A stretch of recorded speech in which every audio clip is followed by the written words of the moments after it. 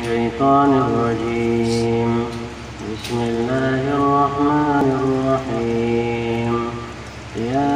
أهل الكتاب قد جاءكم رسولنا يبين لكم كثيرا مما كنتم تخفون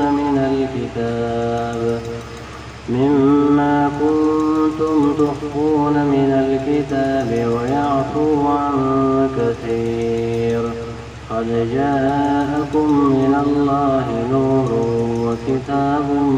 مبين يهدي به الله من اتبع رضوانه سبل السلام ويخرجهم من الظلمات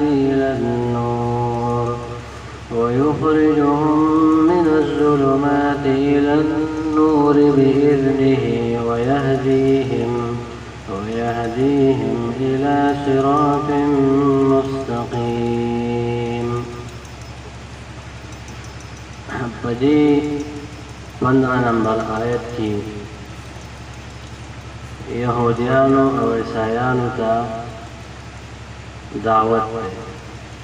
د نبی علیہ السلام او د قرآن تابعداري. یا اهل الكتاب اے کتاب والو، دا موږ مخکې ویلي چې په قرآن او حدیث کې یهودیانو او عیسایانو ته اهل کتاب وایي. اگر چې یهودیان ځان ته اسرائیل وایي او عیسایان ځان ته کرسچن وایي، لیکن قرآن او حدیث کې دیو ته اهل کتاب وایي. اے کتاب والو یعنی یهودیانو عیسایانو، قد جاءکم بتحقیق سره راغلی دی تاسو ته رسولنا پیغمبر زمونږ. رسولنا کی اشاره ده زمون پیغمبر دی. الله وایي دا لوی پیغمبر دی، الله تعالی ځان ته نسبت کړی. یبین لکم چې وضاحت کوي، واضح بیان کوي، لکم ستاسو د پیدې لپاره کثیرا ډېر مما هغه کنتم چې وایي تاسو تخفون من الکتاب چې تاسو پټوله د الله تعالی د کتابونو نه. من الکتاب کې الف لام د جنس لپاره، کتابونه آسماني دي مراد. ويعفو عن کثیر، او مخ اړی د پیغمبر معافی کوي عن کثیر د ډېرو خبرونو. او نبی علیہ السلام تاسو ته راغلی دی حق بیان درته کوي، او هغه خبرې ښکاره کوي چې هغه یهودیانو او عیسایانو پټې کړي، چې هغه به نبی علیہ السلام باندې ایمان دی. او ویعفو عن کثیر، او ډېرې خبرې نبی علیہ السلام د هغې نه پرده نه اوچتوي، ځکه د هغې وضاحت ته څه حاجت نشته او هغه ښکاره کول ضروري نه دي. اشاره ده چې حق پرست علما هغه دي چې هغه خبرې به راښکاره کوي چې کومه خلکو پټې کړي، باطل پرستو خلکو پټې کړي. قد جاءکم بتحقیق سره راغلی دی تاسو د من الله د جانبه د الله نه نور رڼا، چې مراد د قرآن دی او یا اسلام دی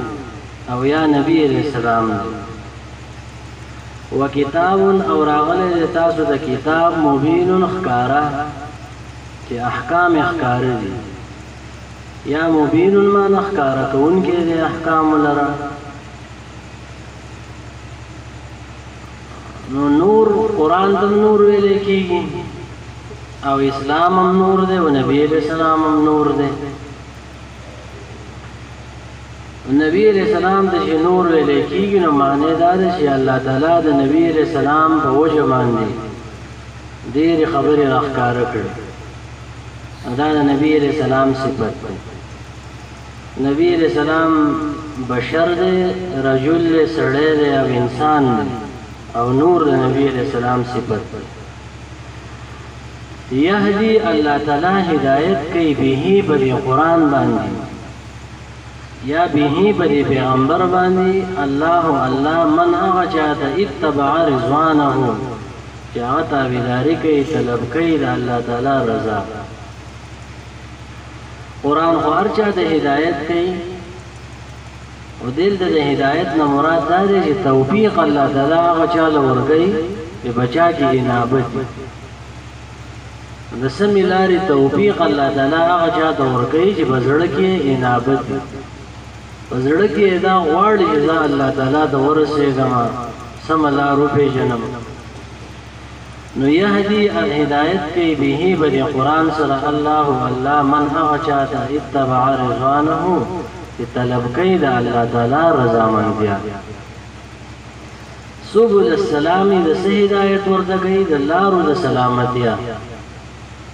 چې هغه د جنت لارې دي او یا سبل السلام سلام د الله تعالی نوم دی او د لارو د الله پچا کی چې انابت دی نو الله تعالی د قرآن په ذریعه باندې هغې د خپلې لارې ښیي ويخرجهم الله تعالی وباسي دیو لره من الظلمات د تیارون الى النور رڼا ته بإذنه بخپل حکم باندې ويهديهم او الله تعالی هدایت کوي دیو ته الى صراط مستقیم سمې لارې نو دا د قرآن درې فایدې ذکر شوې یو فایده د قرآن دا ده چې سړی به سمه لاره معلومه کړي دویمه فایده د قرآن دا ده چې سړی د تیارو نه رڼا ته راوباسي او درېیمه فایده د قرآن دا ده چې د سمې لارې هدایت سړي ته کېږي هدایت پکې دوه پیره ذکر شوی دی د اولني هدایت نه مراد دی د احکامو هدایت او د دویم هدایت نه مراد دی د سمې لارې د عقیدې هدایت دا د قرآن په ذریعه باندې کېږي نو دې آیاتونو کې اصل کې یهودیانو ته دعوت دی او یا قرآن ترغیب بیانوي چې لوی کتاب دی یا اهل الكتاب ای کتاب والو قد جاءکم بتحقیق سراغلی دی تاسو د رسولنا پیغمبر زمونږه یبین لکم چې ښکاره بیان کوي تاسو ته کثیرا مما کنتم تخفون من الکتاب د ډېر هغه څه چې وایي تاسو چې پټول من الکتاب د الله د کتابونو نه ویعفو عن کثیر او معافي کوي د پیغمبران کثیر د ډېرو خبرونه قد جاءکم بتحقیق سراغلی دی تاسو د من الله د جانب د الله نه نور رڼا چې قرآن دی یا پیغمبر دی وکتاب مبین او کتاب ښکاره یا کتاب ښکاره کوونکی یهدی هدایت کوي به په دې قرآن سره الله پاک من هغه چا ته اتبع رضوانه چې طلب کوي رضا د الله سبل السلام الله تعالی ورته هدایت کوي د لارو د سلامتیا ده چې لارې د جنت دي ويخرجهم او الله تعالی وباسي دیو لره من الظلمات د تیارونه الى النور رڼا ته بإذنه بخپل حکم باندې ويهديهم والله هدایت کوي دیو ته الى صراط مستقیم طرف د لارې سمې ده یا اهل الكتاب یا کتاب